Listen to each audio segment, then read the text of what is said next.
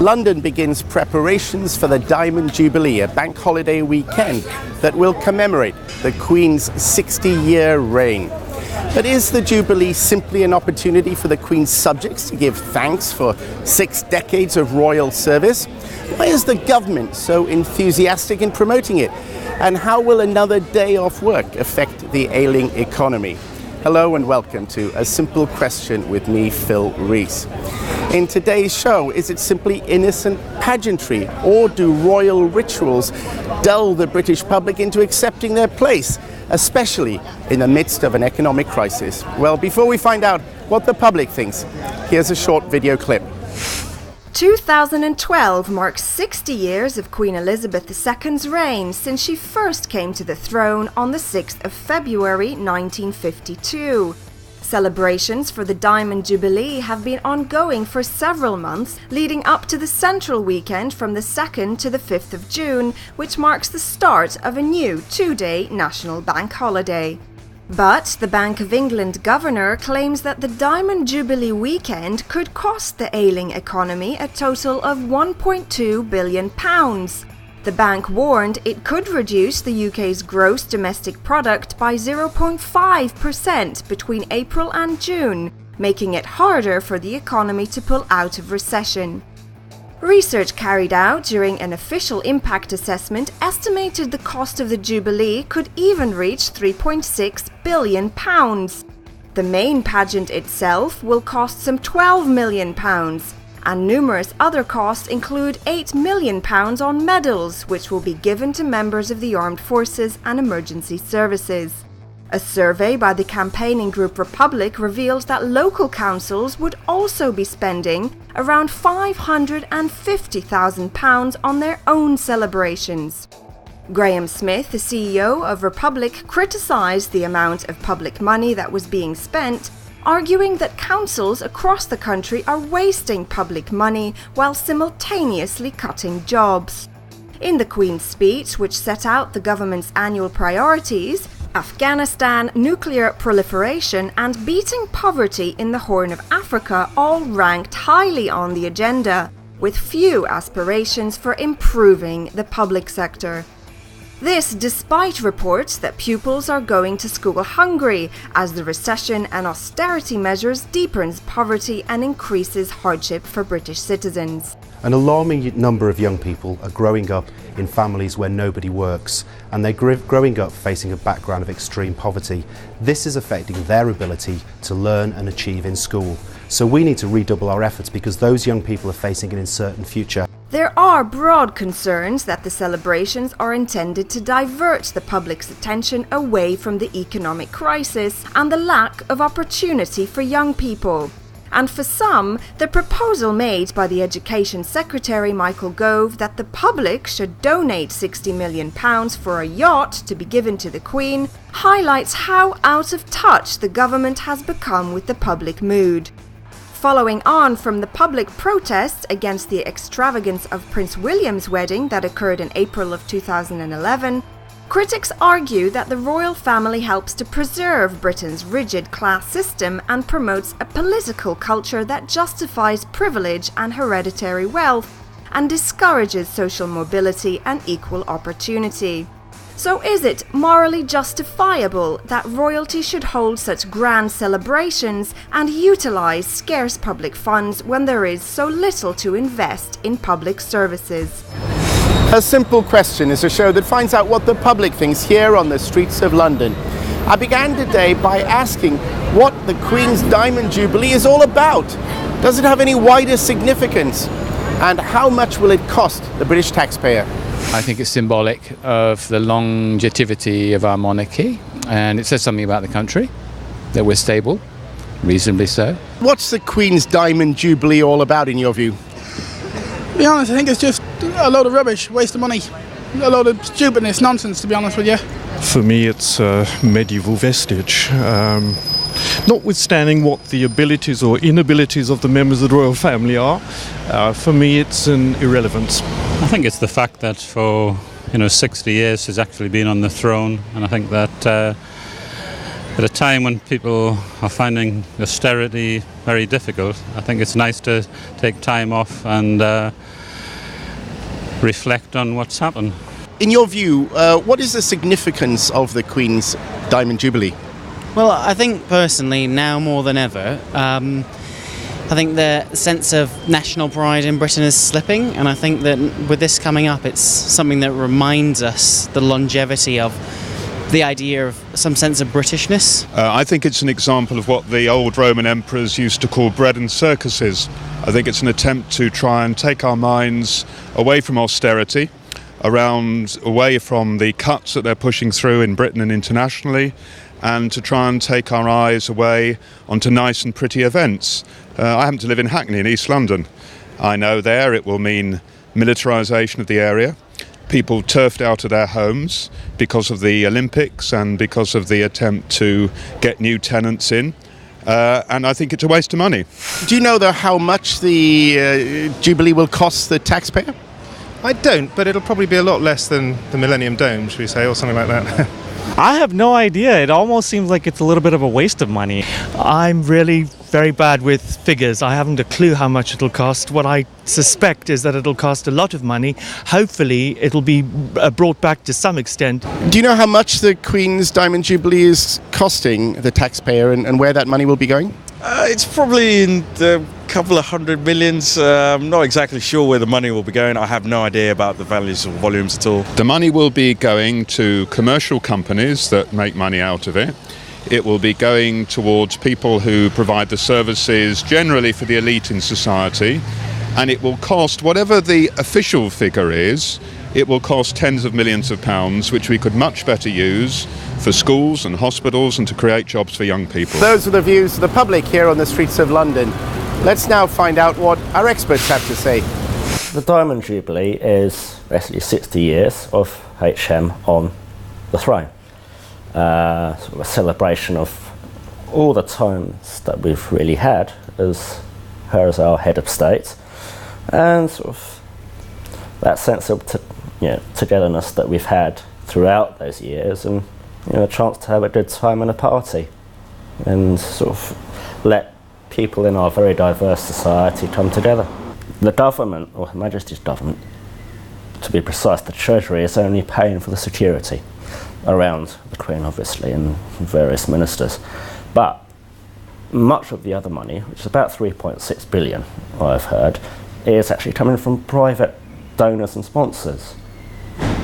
So, obviously, private companies, private individuals, people of some wealth are actually putting their hands in their pockets and their wallets and getting their hard-earned cash out and their American Expresses and paying for these events. Certainly it would be a sort of a commercial degree on their part, getting their names in the papers, on billboards and such, so that obviously there's a degree of commercial incentive. But at the same time, you could say that they perhaps take the same pride in the United Kingdom, in our monarchy, our royal family, and our society as a whole. We are in a recession, but at the same time, any country can go into recession. Recession is not unique to monarchical countries. Republics can go into recession as well. But we all need cheering up. We all like to have a party. I love the fact that we're getting a nice long weekend off in June, and I'm hoping for a nice long summer weekend off where I can go to Wales and do what I do best and charge up a few mountains. And I'm sure there are also people who want to go to street parties or watch the pageant or the concert that's being organised. So we need, obviously we are in a recession, but we need relief. And people find relief in celebrating and having pageants and parties and concerts and stuff like that. So yeah, it's important. And come on people, stop being grumpy, let's enjoy ourselves. When you say taxpayers, it's everybody. It's us. It's us that have got nothing or next to nothing on low wages. I mean, if the millionaires want to, billionaires want to contribute to the Jubilee and pay for the whole thing, it's still an insult to the intelligence. But if they want to do it, that's fine. But they don't. We're the ones that have to pay for it. Here in Tower Hamlets, we've got 20,000 people on the waiting list. We've got people sleeping on the streets, and yet all this money is diverted to the royal family. The royal family, apparently, have got 8 palaces. What do they need 8 palaces for? They own hundreds of thousands of acres of land. They're rich.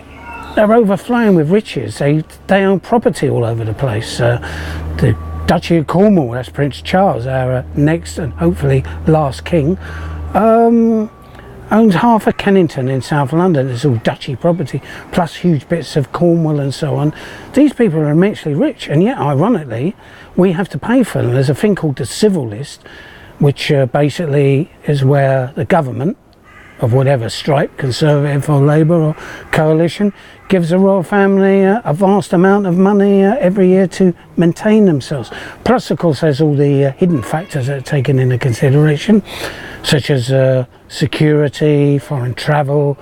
I mean, the money that's given is just goes straight into their pockets and for the upkeep of their numerous palaces and so forth. There are so many thousands of people, well, thousands of people, hundreds of thousands of people, if not millions of people, that have got nowhere to live, are living in slum properties or on council waiting lists. We've got thousands and thousands of people living in sheds, shed and bed accommodation. That's the latest thing. But the people living in the shed and bed accommodation, they're not subsidised by the taxpayer. The people living in the shed and bed, they're the ones that are subsidising the royal family. It's their money that's going into the royal family, that's going into the Diamond Jubilee. Personally, I and quite a few people I know consider it to be a great insult, and there's nothing glorious about it at all. The Queen has been the head of state for 60 years, more than my entire life. She has been head of state. That's quite incredible. And yet the entire system goes along with it blindly. There's no Republican movement in this country, for example, to object to all this extravagance. If anybody does object, they're labelled as eccentric, unusual, troublemakers, anarchists, communists, no-gooders. There is no Republican movement in this country, and I find that extremely disturbing and extremely weird and extremely strange. One estimate suggests that the cost of the Diamond Jubilee could reach a whopping £3.6 billion. Wow! So why is it that so much money is being spent on an event when Britain's recession is likely to get even worse? And do you remember when the Education Secretary, Michael Gove, proposed that the British public donate £60 million to buy the Queen a Jubilee yacht? Was he out of touch with the public mood? Well, let's find out. Well, they can afford it. Whether or not they should be affording it, that's another question. So, do you think then, in a nutshell, that Britain can afford the Jubilee celebrations? Yeah, I think so. You know, there's a lot of people that will argue against that, but I think those of us that have good traditional values will appreciate that things like this don't come cheaply anyway. I don't know whether we can or not. I mean, it's obviously a very difficult time during which to hold such a celebration.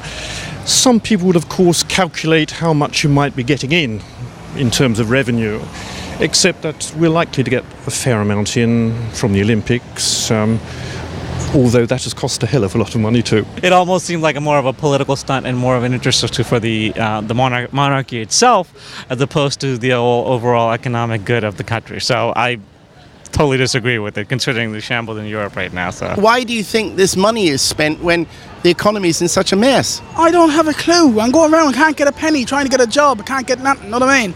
It's the worst I ever see. Nobody giving nobody no money, and the Queen keeping it all for herself, thinking it's a joke, honest to God.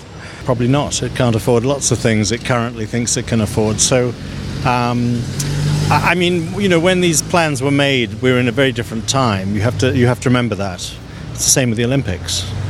I mean, the Olympics, if you really want to go for a totally inflated, ridiculous thing, which is an egg and spoon race after all, that's the Olympics. So I would focus on the Olympics for overspending, not really the monarchy. I mean, the monarchy suits some people, it doesn't others, and I'm sure that will continue. It's a strange, very English thing, isn't it? The Education Secretary, Michael Gove, recently proposed that the public buy a yacht for the Queen to mark her Jubilee, costing £60 million. That didn't happen. But do you think that it showed that Michael Gove was out of touch? Because he said basically that would have shown the British people's respect for the Queen. Well, should that respect be measured in terms of, gifts like that? Yeah, I don't think the respect for the Queen needs to be measured in gifts, especially things as extravagant as that. I think the fact that people are genuinely, they're happy to take the time off, but they're also celebrating her reign. I think that's enough respect, really. I think that's probably a bit too much to ask of people, given the recession and people are really struggling. I won't be offering any money for the royal yacht. There used to be such a thing, didn't there? But it was scrapped some time ago, which I think was a positive thing.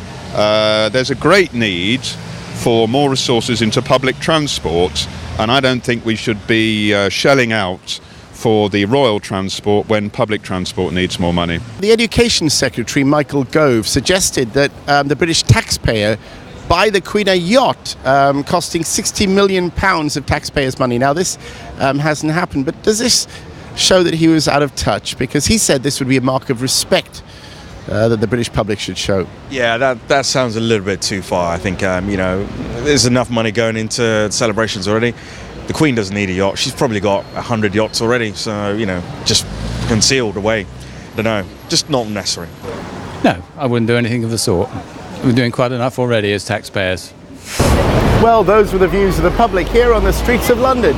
Let's now find out what our experts think. Yes, it is a gesture of respect. Again, Queen Elizabeth II is very highly regarded. Yes, she has a lot of money, but a lot of that is actually investments. It's savings. She actually only receives a small-ish stipend from central government, and the civil list, or the new sovereign grant, as it's called, that's really to cover not just her, to cover Prince Philip, that's to cover the palaces, travel, etc. At the same time, she's been on the throne for 60 years. She should have retired at 65. She hasn't. She's 86 this year, if I'm not mistaken. And she's still going. Okay. My father is only 5 years older than she is. And he's retired, he's got his slippers on, he's putting his feet up in front of the TV. The Queen isn't. She's still having to deal with state affairs. So, yes, £60 million is a fair amount of money, and I would love to have that sort of money lying around. But I think that the British people as a whole will see where Michael Gove is coming from, even if they can't stump up 60 million. So, yes, we're in recession, but for the outlay that we've got for Diamond Jubilee, Olympics, however much money that is, we're still going to be generating money, both from our domestic population, obviously people going out to the shops and making Asda and Tesco rich, buying barbecue stuff and everything else, but we've also got foreign tourists coming in and spending their hard-earned cash in the UK. Michael Gove is a member of the Conservative Party, the coalition. He's been to public school, he's never done a day's work in his life, or what I or the majority of the population would consider to be work. They live in an unreality of their own. And so therefore him suggesting that we fork out 60 million doesn't come as any surprise to me. It just goes to show how arrogant they are and how removed from reality that they are.